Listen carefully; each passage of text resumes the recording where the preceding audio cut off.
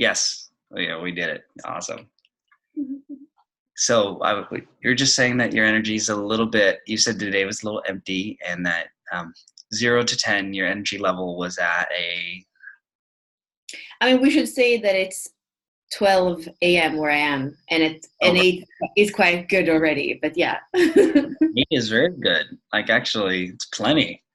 So this might be a minimal little increase, but can I invite you to close your eyes and tune into your energy field, both your aura, your field around you, mostly the field around you, and I'd like you to choose a color. Ask your body what color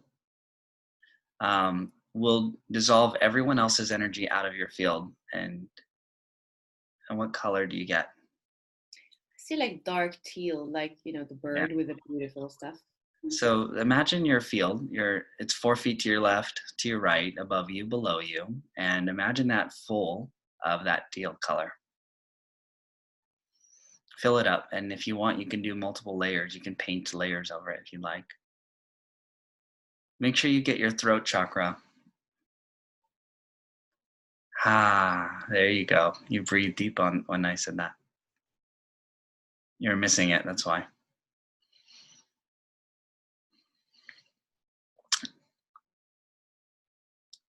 So now I'm going to invite you, if it feels right, tune in. Does it feel right to add some orange somewhere in there? If I have to.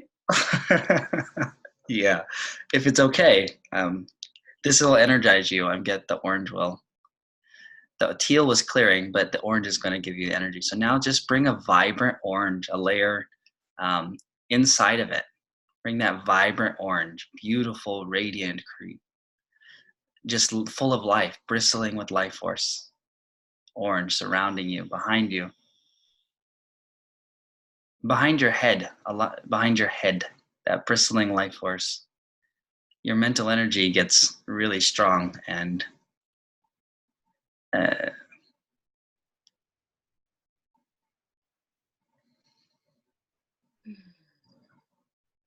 can you feel your aura expanding? Mm-hmm. What are you noticing? Well, I met somebody today who was working. He's a Tao master, and he was working on the like he was working on the energy, and then he was just making the point afterwards. Many people think the chakras are only on the front side of the body, but they are actually on both sides. And Yes. I'm just feeling, I'm feeling the aura on the back a lot, especially when you said that orange energy in the neck. It's like then the whole, like it's like I'm protected or sealed on the Yeah. back, not having chakras on the front. Yeah, I noticed that. I was noticing the energy in the back needed to be brought awareness to. Mm-hmm. So where's your energy at now? How do you feel? Well, I feel more that I have my own sealed space. I mean, the energy feels quite maybe the same, but it's more like I don't have the interference of a lot of other stuff in it. So that feels really nice. Yeah, cool. And would you say it's still at an 8, or is it a... It's kind of numberless now. Like, I guess that's a good thing. Infinite? Right, right.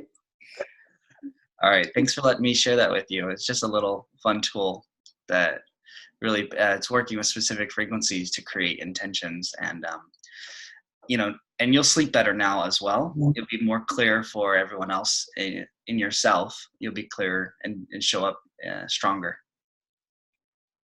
Thank you. Thank you for allowing me to share that with you. Oh, it's early up here still. It's 9 in the morning. I've been up since 5:30. Oh my God. So I feel like we're opposites. I'm gonna probably be up to that time. But I guess I don't know, I'm still on some other time. I'm always on some other time because I always travel. So yeah, your body's still catching up. So I guess that's the first thing. Let's revisit this intention that we shared.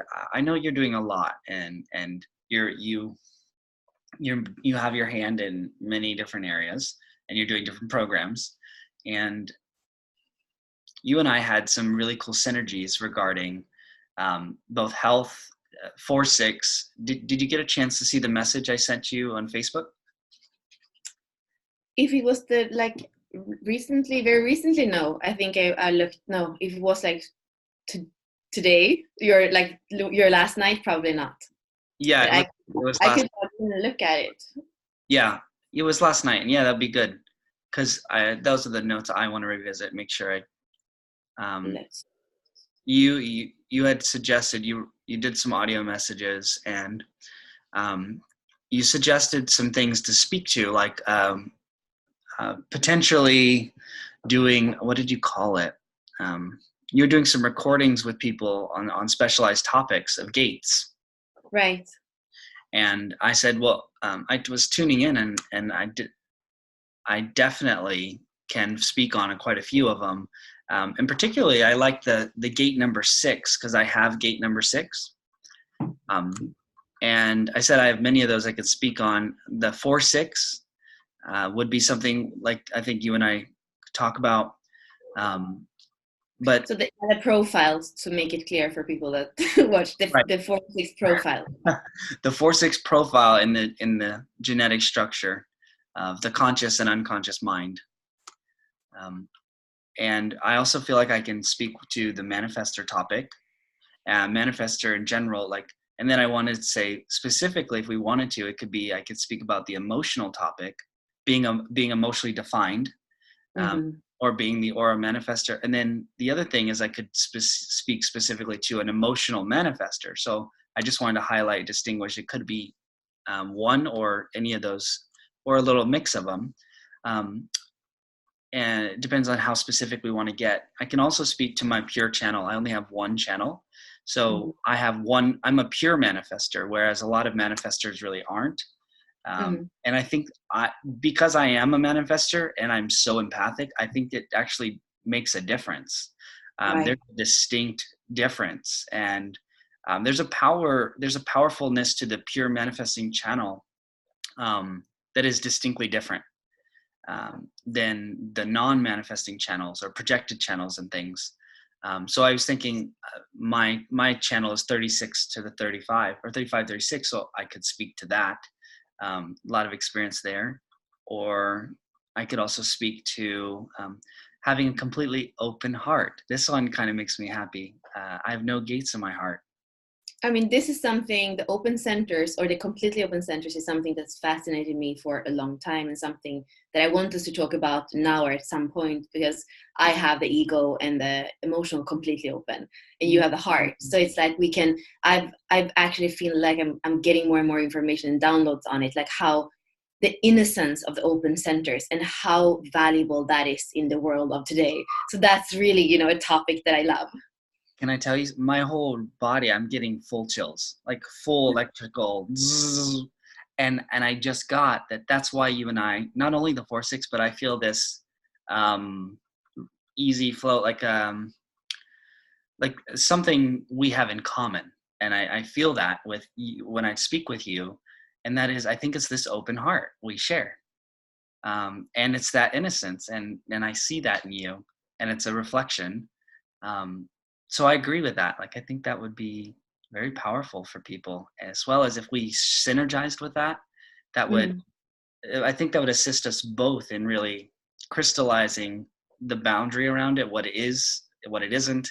And there's a special, I believe, I say special, but everything's special, but there is a distinctly unique and energetic comes from a heart that has no gates. I think that, and based off of what I just felt right now, I mean, and so that could be a topic we could talk about. And again, I'm just replying to your messages that you sent to voice text, like what could be ideas. And the other thing about open centers is me being a medical intuitive. I think that comes from an open spleen and having 7 open centers, specifically the root chakra, and specifically the sacral. I just think the heart, or the sacral, the heart, and the root, those 3, and then the spleen, they're all mixed, make for this collection of information. I'm collecting stress, I'm collecting pressure, I'm collecting fear. I'm collecting their heart state. Like all that information is exactly what gives me a foundational blueprint of someone's nervous system and their health and how the energy and chi is flowing in their body. And it's, when I say it, it's like, oh wow, it's very logical. It's very concrete to me to speak in a masculine, structured way about it, as opposed to this woo woo. Well, it's these energies have specific frequencies, and these frequencies have specific measurable components. And if I had a frequency measuring device, I could isolate and understand. Oh, it's at this hertz. Fear is at this hertz. Fear is from this hertz to this hertz. The pressure from adrenaline is from this hertz to this hertz. Like I could break it all down, and the heart. And I'm saying, well, my body and my brain is able to perceive the difference, just as you can tell a cello from an electric guitar. I'm perceiving stress in the body and the root versus fear. Like, so it's just interesting to me how, so any of those, and it could be one. Go ahead. What you just said made me think about the spleen as such an interesting center, because I have a very defined spleen and I have the 57 twice. So, and I have it like, it's not like I have it twice in the same planets. I have it in my Mars and in my Saturn, I think it is. So that's intuition, right? And it's an intuition that is consistent and that you can trust. So somehow in that, there's also being intuitive, and it's also the full channel with the 34. So it kind of gets that like sacral input all the time of energy. So it's interesting. I'm saying like that is kind of an intuition that we can use in the world for it is part of the integration circuitry, but it still tells us about other people. It informs us about everything. So that in itself is intuitive. And then the completely, like when you have much more openness, it's also in another way. And I think maybe it's a trickier thing. I think the open centers always takes like a little bit more wisdom to become an asset. For me, it was always an asset. It was something that it was easier to tap into since it was defined. So that's interesting how both kind of lead to the same thing, which is actually probably like that with the most centers, because my completely open emotional was really kind of a burden before I knew about it, and when I was younger. And now it can be this beautiful, like just like taking the mirror and kind of reflecting back what's going on, and then other people can find their guidance through that. So yeah. I am in a full agreement, and as you talk about the emotion being a burden, I see the open spleen being a burden. Like I would cling and hold on to shit that was just like horrible for me, just horrendously. And it's like that sense, like my father has a defined sense of a defined spleen, and so I'm also it's really interesting because I get this comfort, right? This deep sense of like comfort and security, and it's masculine. And I'm also getting, and my dad's very fearful. He's extremely fearful. Like, very, the guy's barely went on a plane for the first time in his life this year. He's in his 40s, and he only did it for his grandchildren. It's like, and now he's like, well, it really wasn't that bad. And he's all like, so, being close to him, me being an empath and being like someone as a child, I liked being cuddled and held and nurtured. Like physical touch is important to me. Being nurturing is touch. One of my love languages is physical touch. And it's such a mixed bag, because I don't know if you've ever gotten have you ever gotten body work from somebody who has unclean energy? No, yeah. That's one of the, yeah. Right. What was that like for you? Just briefly, like, you could tell. I guess your system was different than before or after than before. For me, it's a consistent discernment, and I think we spoke about this last time when we were just speaking informally. My mom, she was a seeker, and she used to go to so many different therapists, and not only therapists, but like modalities and everything. So I learned quite early about discernment, and still, so already who works on me and who doesn't work on me, it's like already kind of like a big filtering thing.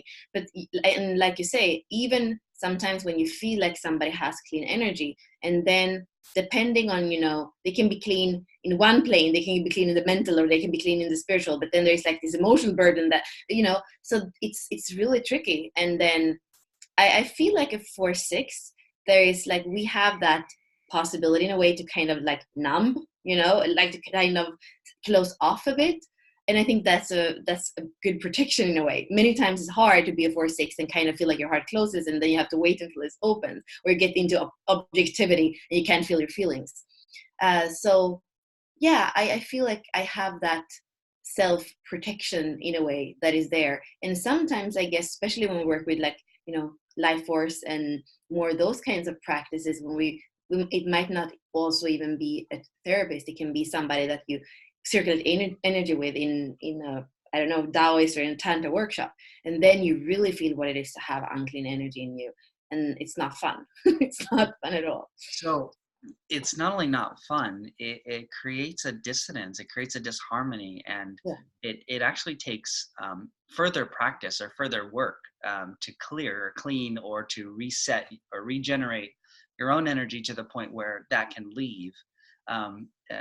Because what I find is, it's like, I mean, it's like, imagine you're inside of your body as an orchestra, and you have the violins playing with the clarinets, or the cellos, and one of them's complete. They're playing two different songs, and not only it's not just two different songs. One's playing like a very warlike scene where they're like everything's fighting, it's very intense, and the other's playing something that's extremely happy and joyful, and it's like two they're dissonance. They create a dissonance. Yeah. And someone can misperceive that dissonance and think it's them. They can internalize that. They could also try to act it out, meaning they can give that energy expression, whereas it wasn't their behavior or their frustration. And I hate to bring this up, but this is actually on the topic right now. For me, it's in the field, but this happens with people who are victims of violence or rape or sexual offenses. Is they take on the energy, the negative energy, the shame, the guilt, of their perpetrator, and they will even try to protect them. And we can go to that's the extreme of that one, but we do the same understanding when we think about parents and children. So our first conditioning, and for anyone watching, our conditioning begins right when we're born, and our parents are the ones that, and our guardians are the ones we're surrounded by, our family unit, and that field, everything that's in it is what conditions us the most. So if we understand that, like, we are being programmed through the frequencies, through the energy in our environment continuously, and we internalize that. That's what our conditioning is, that the human design is here to guide us and empower us and inform us to get out of, if that makes sense. So just connecting those dots there. And again, maybe going back to what we said right before with the spleen, for me, I have those gates. I have the 44, so I can kind of smell when something, is not right. And I have the 32 that kind of knows what's worth like putting water on, or, feeding, and what isn't. So I have so many gates. So somehow, again, I think that the open spleen, again, when that, then you have more of that taking in, and maybe even the amplification like you're speaking about. So also understanding that depending on our design, we take in and also clean in ways that are individual, like they're unique, you could say, more than anything. And that's why, like you say, a system like human design can show us that we can be empowered, because we know where our openness and we know what we take in, what we filter, what gets filtered through us. And then once we become aware, like you say, then we can find the ways of cleaning it, or cleaning it, or transmuting it, or whatever, however we see it. But yeah, so to not have that, you say dissonance, and for me, like the word that I often use, like the interference, I can see it in the geometry, and it's almost like the air is like vibrating in a different way around that kind of interference energy. Yeah, and that reminds me, and maybe it could be a short little topic or a short video, but we can talk about the problem of these dissonances and how they happen, but how can we highlight what are the best practices of coming into an experience without interference? And I imagine, the things that come into my mind is like nature. How often are we getting and sitting next to a tree and with our back to it and closing our eyes and breathing and letting that life force of the energy of the tree, like actually just flood through us and clear and help, that purity. How often are we truly focused on our truest essence, the precious innocence, back to the open heart, right? How do we use the design to come back to our open heart, to where we can, that innocence and that pure, I don't even know how, undefinition, just pureness, that purity can then filter through, and like a cup is to, like a cup, we are the cup, and the love is the water that fills up. Instead of going and try to pull out the impurity, or stick your hand in and pull out let that water fill so much and refill that it overflows naturally, just goes out on its own.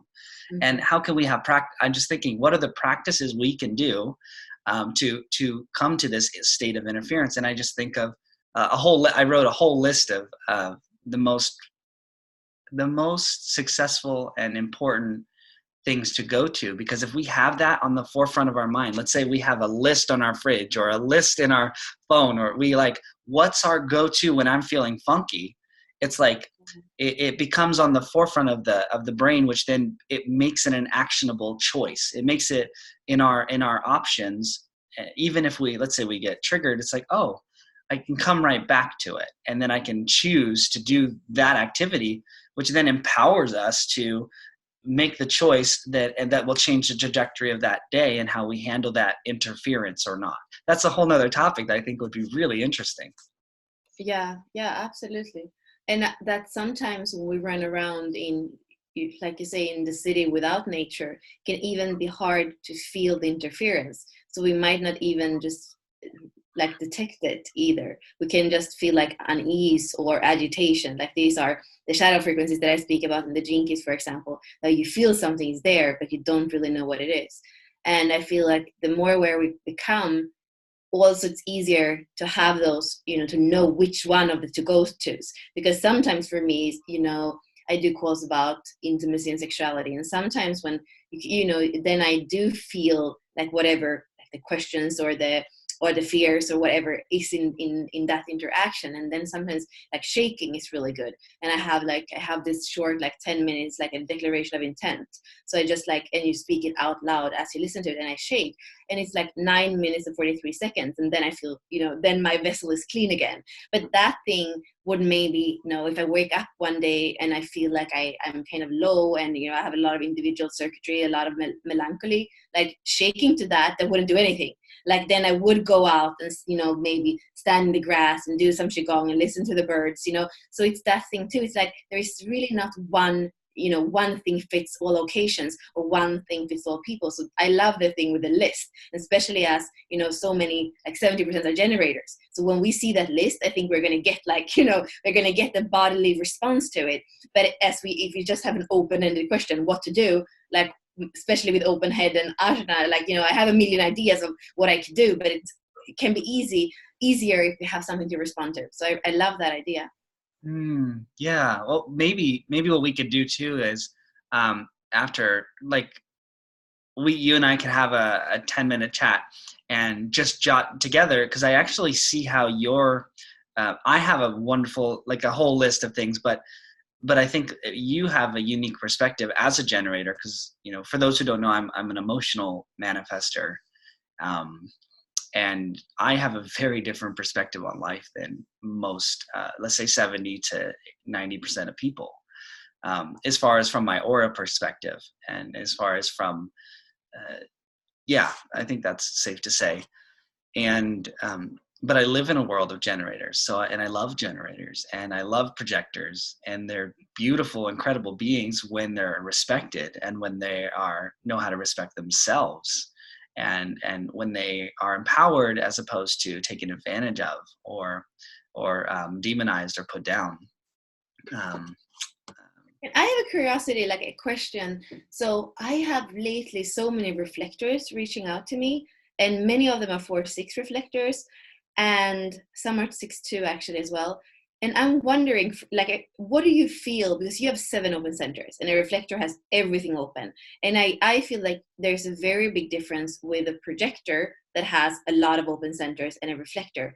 I never really thought about a manifester with that many open centers. Like you say, often there are many channels and there's still a manifester, but you have so much openness. So how do you feel like your design compared to a reflector? Like, are you able to tap into like the Yeah. difference and the similarity? I'll tell you, this is, for a while, I referred to myself, this might give you an idea, as a reflecting emotional manifestor. Wow. I'm like, because I take in so much, Right. it's so much. The information is endless, and as an emotional manifestor, the not self, if I initiate too soon, or if I initiate out of my spleen, if I initiate basically out of fear, or if I initiate out of my open head, and that's probably the one I do the most. I am an open head, and that one just gets me. um, or the pressure. If I initiate out of pressure, or the need to prove. Actually, the need to prove is probably the one that happens the most for me. It's severe. It's a big one. Um, I I immediately notice that those energy, they take over basically. So I'm also being a 4-6, so this is perfect. I was a 4-3 for the first 30 years. I just had my 30th birthday in December on the 6th. So I'm just coming onto the roof. I've been in trial and error for 30 years, roughly, give or take, and I have done everything wrong, and I know what it feels like. I've given into every single. Um, I've learned those energies through experience, which I think is also the most empowering, and why I don't know if people know this, but it's the mistakes that make the perfection of a 6 the perfection of a 6. Right. It is the failures, it is the challenges, it is the suffering, it is the wisdom, if one chooses to wise up, or if they choose to integrate the wisdom, which is inevitable. I truly believe it's inevitable for a 6 on some levels. Like, Yeah. there's this pull, there is this natural perfect unfolding of nature. I mean, these are genetics. Like, these are, it's a destiny to be actualized. It's in my opinion. um, but you can absolutely thwart thwart what's the word, thwart it. Basically, you can go against it and you can stop it, but the pull is there. And that perfection isn't perfect, like many people think of a perfect body. It's perfection of refinement. It's perfection of, I did this wrong so many times, I know exactly how to do it now. It's like, um, I know, and I know why. I know why this works, and I know why that didn't work. Yeah, because there's more to because I feel like even a third line can, like, they are from mistakes, they are learning and they're cutting and they're starting on a white sheet again. So even like there's something even more enveloping in like with a 6 line, or developing with a 6 line, which is this, there is a kind of discernment, and there's also of course the wisdom. So there's even more. It's not just like this work, this doesn't work. It's like this, it's this kind of refined discernment, like you're talking about, that can even, guide, it's guiding you from like its wisdom, but it's also like a voice that has an authority that is so different than the 5th line authority that kind of comes from the throat and your own truth.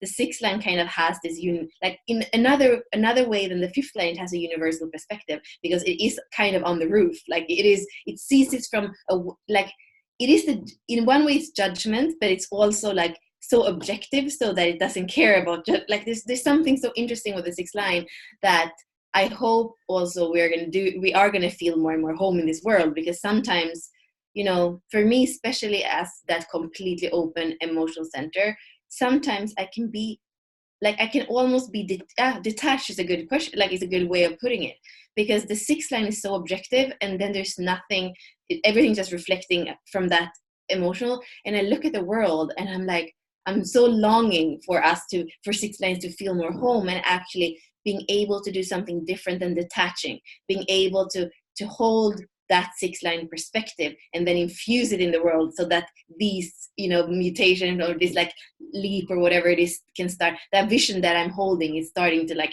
you know, rippling through the world, which sounds, you know, it's like we're so many, there's so many six lines, and all of us have six lines in our profile. So it's not just like a little portion of people that have the ability to tap into the six line. I think that's important to say. But as for six, I think we have it, like, you know, it's our unconscious lines, our bodies, our spirituality, it's our soul somehow. So it's such a pressing, like there's such a, I don't know, it's a different kind of pressure than the root pressure, the head pressure, but it's really there, and it's so present. And it's, Yes. even when we're still a Present. third line, it's still there, you know, Yes. it's already there.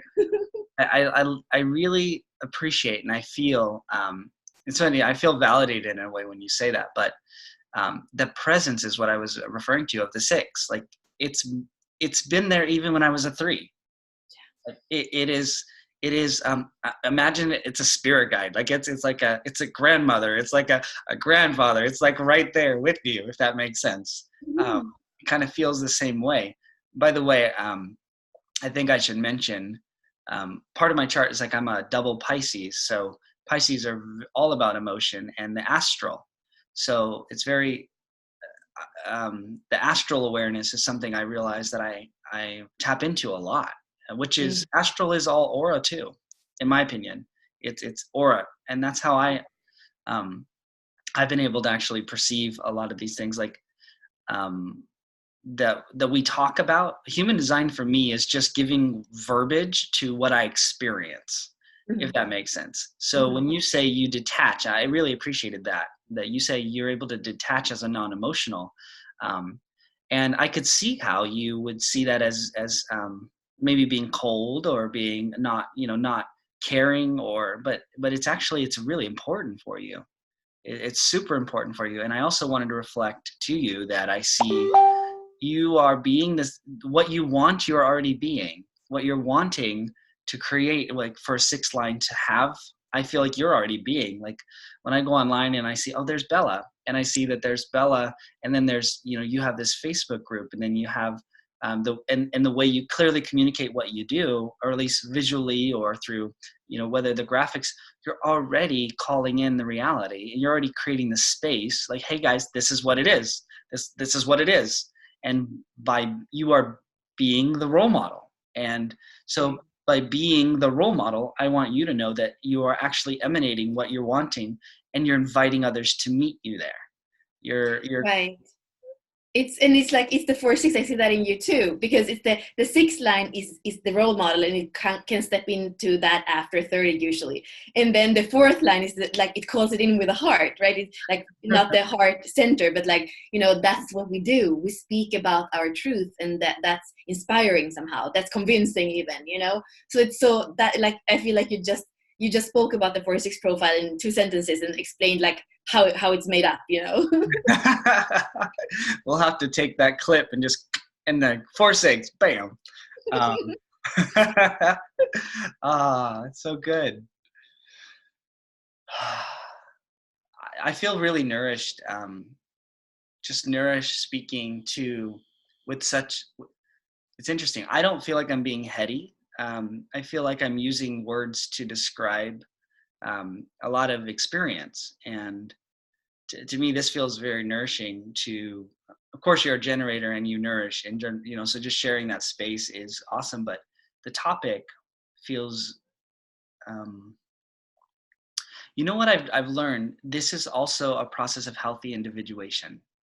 Doing this is healthy individuation, where we live in a world of codependency and narcissism and all the spectrums in between, that this is helping to assist and redefine our centers of who we are, our core, our essence, and like I mentioned, it's like, and from connecting to the essence, rather, it's a different approach to deconditioning. It's a you can go into the trauma, you can go and get involved in the dynamics of what happened, and this energy was imposing on me, and like this was conditioning, or you can focus on who you are, and you can also emanate and amplify and reinforce that. And then from that perspective, you can naturally identify and disidentify with those energetics that are within or processing out. So I've been doing that a lot in my own work as a 4/6 and coming into my 30. Can you tell me, is it 30 when you officially are on the roof, or is it somewhere between 28 to 30? Well, so it's whenever you have your Saturn return, which is between year 28 and year 29 usually, I think. So it's then I've passed that because I just turned 30. Then that actually happened between then.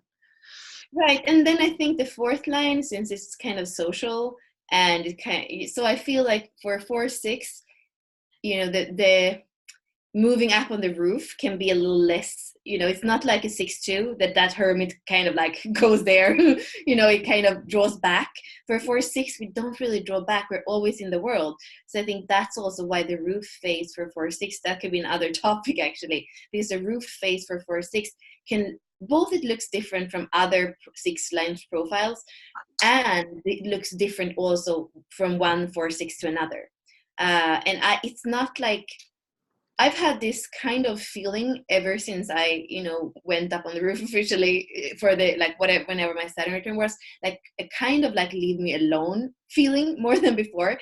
But that has more been a feeling. It hasn't been something that actually, I actually didn't go away. I actually didn't go up on the roof to the extent where I could really even say that was a movement that I had done.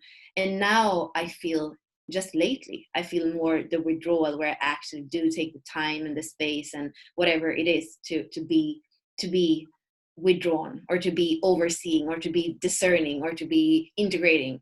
And that's naturally happens now. And officially it's like 7 years or something. So, I mean, I'm curious about that. I'd like to know more about how it serves you to be withdrawn, like how it serves your process, your internal integration. Like all of this, I would say the 6th line it's all about integration.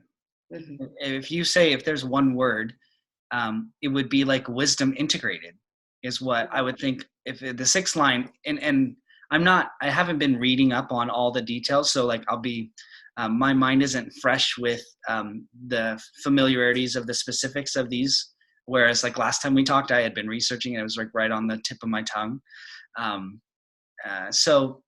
But when I think of 4/6, it's, the idea, one of the things is this, it's aiming towards perfection, but the perfection is wisdom integrated, and wisdom integrated is from a bunch of experience and trials that wasn't working.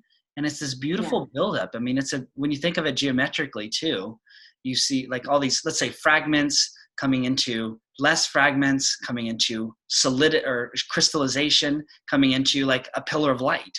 Like, if that makes sense. That's how I kind of visualize it. Yeah. Yeah. So I would like to know for you how it serves you. Like, what is it like to be, the secludedness, and are you like me, like you really are nourished and have a desire, and even you need to go out into the world and be with people, and then back, and then out, and then back, and then do you have that relationship to as well? Yeah, I feel, that sounds very much like the 33rd gate, that goes out and has an experience and then retreats and integrates, right? And that's one of the it's the codon ring of trials. So it's the 33, the 12, and the 56 of distraction, vanity, and the 33 that is, forgetting to retreat. So yeah, I think that's something where it's actually, I think it's for all of us, to that 33, that trial of like being all the time in experiences, or all the time in distraction and kind of vanity. Like those three go together, and that is the trial for humanity that are preventing us from seeing more or being more. So yeah, I absolutely feel that. I think before, no, I think I've always actually pushed myself to do that movement too fast. So too much like out and back and out and back and out and back. And now it's more like the longing for having longer periods of interaction maybe, or more actually longer periods of integration. And that I I identify have, with that.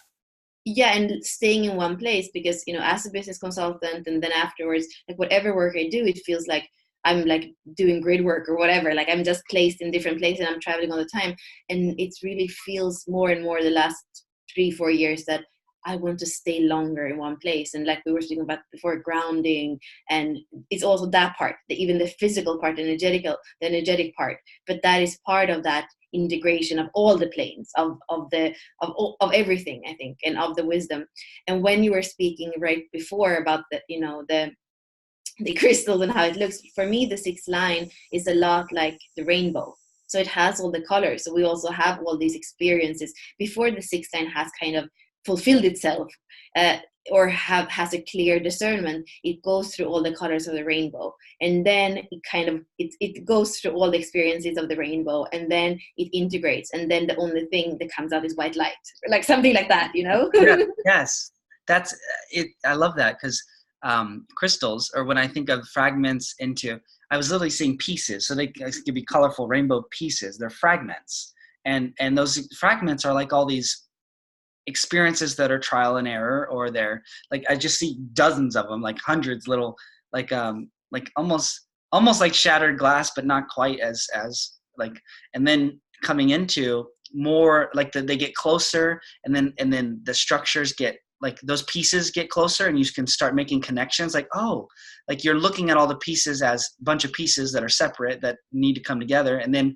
almost like something magical happens with those pieces. Like it's almost a metamorphosis. Like it's almost like Yeah. it's almost like a healing, where those pieces then come into such close proximity that they start communicating with each other, and they start resonating and creating a resonance. And there's a field of resonance from all those pieces that bring another resonance, a deeper resonance, a wisdom, that something happens where you have an opportunity to fuse those pieces together. And that fusion, or that integration, that um, um, energetic transformation that's possible, makes a crystal. Like how I see it, like one solid piece. And it's like, and somehow that fusion made it 10 times stronger, or 100 times stronger than if you were to somehow made it other ways. And then that crystal can then beam light, whatever it's, all the rainbow colors, one rainbow color, or white light, which is all of them. Like I like kind of see that's the sixth line, in my opinion, is like, when, especially, I don't know, because I'm not in my 50s, but wait till we get in our 50s and 60s. Yeah, and then we say, as like, I mean, this even brings me back to DNA, and makes me think about 2027, and being more in, not in a first line but in a sixth line, as a collective, as a planet. And even the DNA becoming more crystalline, becoming more light. It's like something that is happening. It's something that it's a mutation that we're going through right now. And I think the crystal analogy is more than just an analogy. It's actually happening. Our DNA is becoming that, more than, like, it's lighting up. It's like, it's rebuilding, and it's like, it's that's, and it's spiraling as well. So that, like, Remembering. which is back to this, which is kind of back to that 33. When we retreat, the revelations comes, and we remember who we are and why we're here. So it's really like, that is kind of, I feel like we're coming a whole circle in this, like what we were just saying. Yes, which I want to circle it one more, is back to the spleen, or the open centers, is when we have the interference, when we have openness. So back to openness is here to teach us what we're not. It's harder to gain those wisdoms. We have maybe more trial and error, but that integration. Well, I wanted to say that the analogy of, you can't see your reflection in boiling water. Therefore, if you're angry, like me, I'm a manifestor. Anger happens, and if you're upset, if you're clogged, like if your waters are, your centers are full of the gunk of the world, the junk, the trauma, the drama, the pain, And, as I just need to say, the masculine patriarchal power over structure, I need to just name that big elephant in the living room, that can superimpose itself over our perception. And then back to the DNA, that I wanted to connect that, circle around.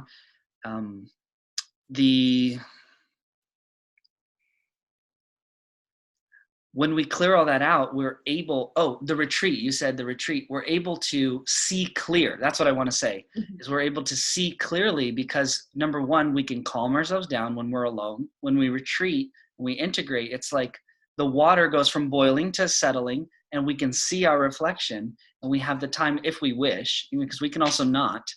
We can also have our thoughts keep that water simmering, so it's just bubbling enough so we never have to see our reflection. And I love that analogy. Somebody saw it and I was like, oh, this is perfect. We are water. So we are water, 70% water. This planet is 70% in a direct ratio to us. And somebody called, human, the word human, H-U is hue, like the color, the man of color, the person of color. If you look at us, any higher evolutionary being, forgive me, I'm getting into this, but we have other beings of higher orders that are less density and higher frequencies. They perceive us in all the spectrums of light that we exist. They see our chakras, our colorful, what is that? Violet, indigo, blue, green, all these colors that make us up, which are connected to the centers that are energy that get clogged, they get opened, or they close. They're open or they close on the back, right? So the human goes through this evolution of color, of all the colors of experience, whatever that is, whatever the lessons are, and integrates them. And all the colors of the rainbow make white light, which is our source, which is remembering. To remember, like when we think of something, is to put something back together, to member it, to become a member of it. And water, if you guys have seen the documentary Emotion, I definitely suggest it, Energy and Motion. But water is, as I'm sure a lot of you guys know, has memory to it. And if we're 70% water, and water can have a crystalline structure, and it, especially from Dr. Emoto's work with water and freezing of the structures, intention vibrates, creates the frequency through the structures of the molecules, and those molecules then make a symmetry and a harmony, and that emanates from the molecular level to the cellular level, from the cellular level to the feeling level, and when those are imbalanced, we feel the imbalance of that as a symptom. And we use them as, this gets into medical terms, this gets into medical world, but a symptom is simply a sign or a signal of an offense. So go find the offense that internally that offended your molecular structure and resolve that, and you go to the root cause of that. So, and that's what a 6 is resolving all of these. Integration is the resolution of what it is not in many ways, and what it really is. Right. Yeah, and I work with intimacy and sexuality. My internet connection. Can you hear me? That was a big ramble there. Thank you for listening. No, I love it, and it brings me into that, like the water analogy. So when you work with intimacy and sexuality, and you are 6 line, I see this a lot with people that are 6 line in their design moon. So what we call in the gene keys, the attraction, kind of how your sensuality or sexuality come out. And I think as a 6 line, we see that when we connect with another person in liquid, whether it's saliva, that's the kiss is like the first, the most obvious one. It's like that water is a conductor, like you say. So when we share from that, and as a 6 line, the discernment you can have of like all the colors of the rainbow that happens when 2 electrical beings are connecting through that conductor, that's a completely new way too of looking at sexuality and looking at energy between two people. So I love that we brought it up, and I think these are things that we want to speak more about. But it's just so perfect to like see, yeah, we're water in ourselves, and then there are ways, like there are intensive way of conducting with another being that are like that can make us understand how powerful it is and how much discernment we would actually have if we understood that to connect with other people in liquid, you know. Wow. Wow. You just really, that was so good. That was so good. Um, I, I'm just sitting with the beauty of what you just said and the implications of it for a moment. Mm.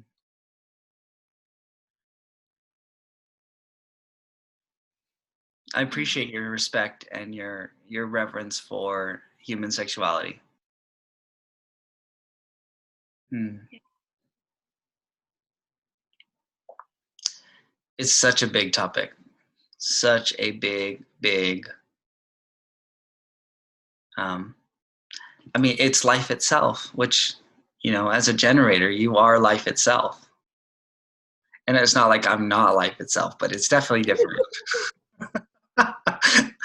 I distinctly know I'm different. And that's one thing I do want to distinguish as a manifester. I feel that I'm an alien. Meaning like I feel I am not one of the generators. Like Right. it's so clear. There's no, and I'm sure you know that by talking to other manifestors. Have you had them say that too?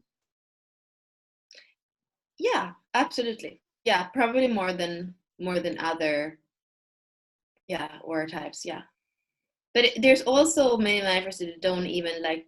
That's what I feel with you. You know, there's this like I feel like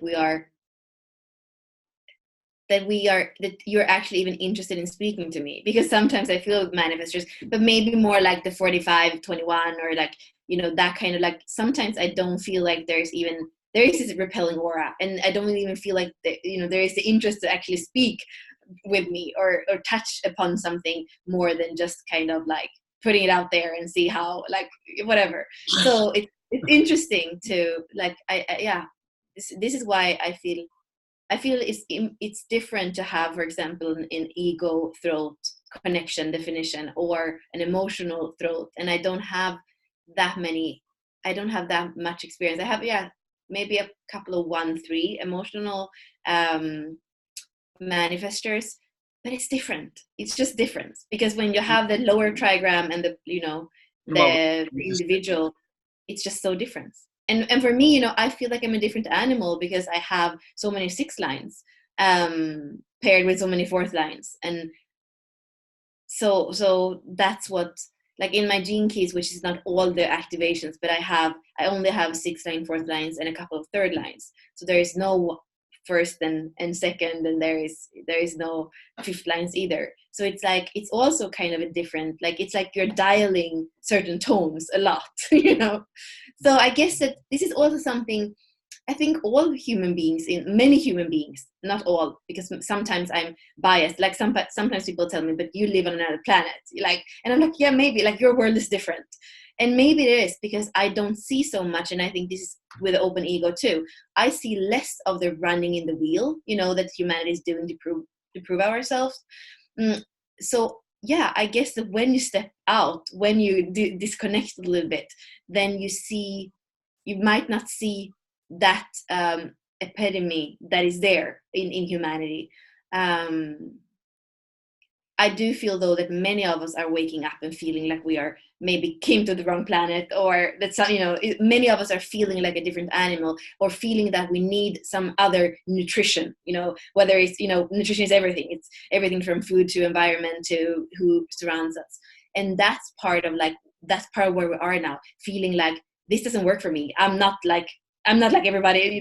It's that uniqueness and individuality and differentiation that we speak about in human design, and that is actually put, in the light, and something beautiful. Mm. Nutrition.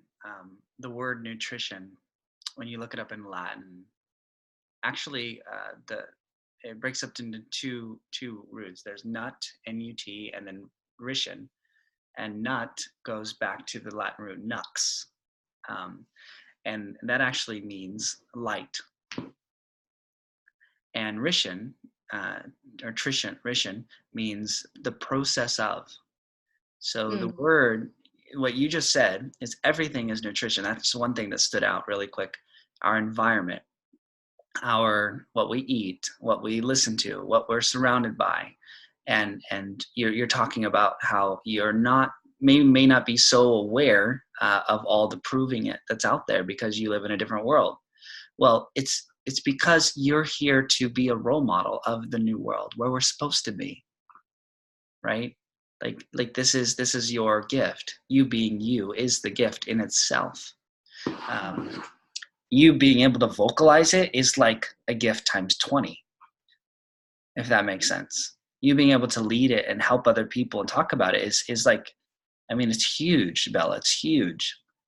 So I thank you for that. And but the process of light from the nutrition is the same thing we were talking about, these electrical beings of rainbows of all the light coming together through water. It's like, I mean, we're here on the water planet, and it's like that this is a perfect life planet, meaning it's built for life. If you go to Mars, there's no water, I think. If you go to these other ones, there's no water. When you look at it, it's so perfectly made to foster life.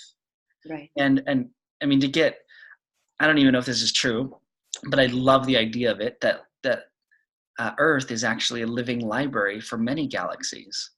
And that like different plants, and we're different souls, and we're all this big, beautiful melting pot of what it could have been. And maybe that's why, so many light beings are incarnating now. Maybe that's why we are at the precipice now, the end of the age. And I'm not knowledgeable about all these things, but they come to my mind. And I've heard the new age spiritual talk, and I take them into consideration. But I know that, as a 4-6, 4-6 are innate leaders, and I feel the ability in the future of my life to be a guide. And a guide is really a leader, in my opinion, is someone who's willing to take responsibility, accountability, and do the process. Yeah. And I just, this is like, I hope I'm not offending anybody, because it's not about that. We can speak about all the profiles and what's special, but there is something that just came to mind, where like I see a lot of 6-2s that are role models also. And sometimes, especially when they are younger, like in their 30s, I can sometimes like, there's a little bit of arrogance that I can become like irritated by. And there's, for me, the 4-6, the fact that the 6 line is unconscious, that we can't tap into it consciously, we can only embody it. And then we have that 4th line that actually speaks from the heart. For me, there's something so powerful when the perfection comes, and the wisdom comes from the unconscious, from the soul, and then it's spoken through a 4th line heart. And it's so different than when the personality and the conscious is the perfection. Then it's like, it's so much easier that the guitar, like you're saying, or the 2 songs are playing at the same time, because that conscious mind is interfering with the perfection, and then it suddenly becomes false. That's why it's beautiful when the 6 line is in the body, because you can't really hijack it. It's kind of there because it's in the imprint before you can even, like, your role or your personality is even interfering. Wow. Wow, that was so well put. I'm getting full chills through my body when you're saying that, like full on, like I'm hearing an applause in my body. Like, oh, that's so humility.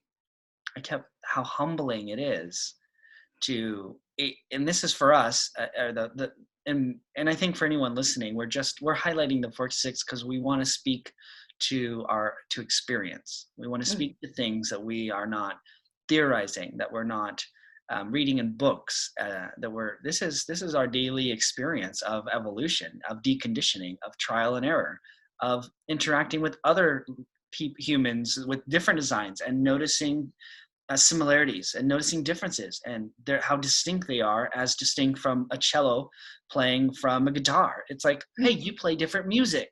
Wow, I like your music. It's really cool. But at some point, I'm gonna come back and just play my cello, and I innately know how to pick that up in a way that I don't know how to do that one. I mean, it's that simple. although also, for me, I'm like, I'm a jack of all trades, but I can play the piano just as good. Me But, too. I have the yeah, 16 in my relating, like in my Mercury. So it's like, it thinks I can do versatile all over the yeah. place. I'm like, I play all of them so good though, and that's the rainbow, right?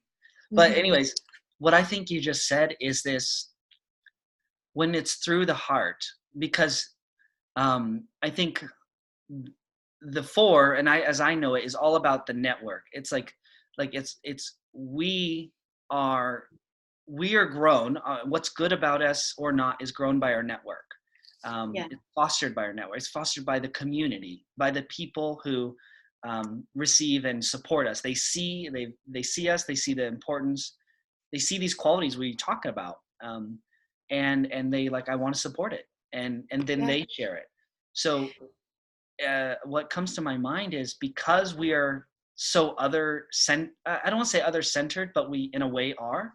We're very oriented towards the other. We're a part of the other. We're aware of the network. We're building it. We care. I think we fours and me. I mean, people see us as friendly. We are friendly. Like Yeah.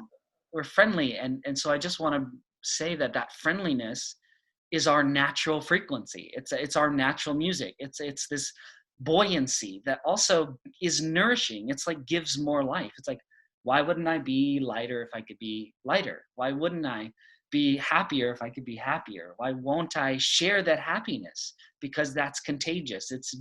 Let's play music together. It's so much better. Um, Yeah.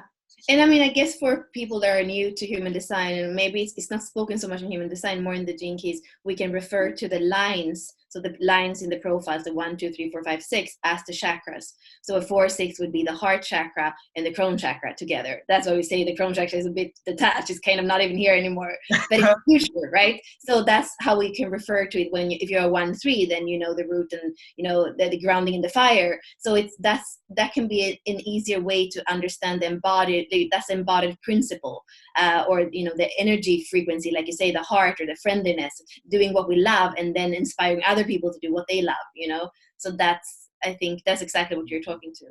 And and on that note, like on the note of the 33 as gotta, well.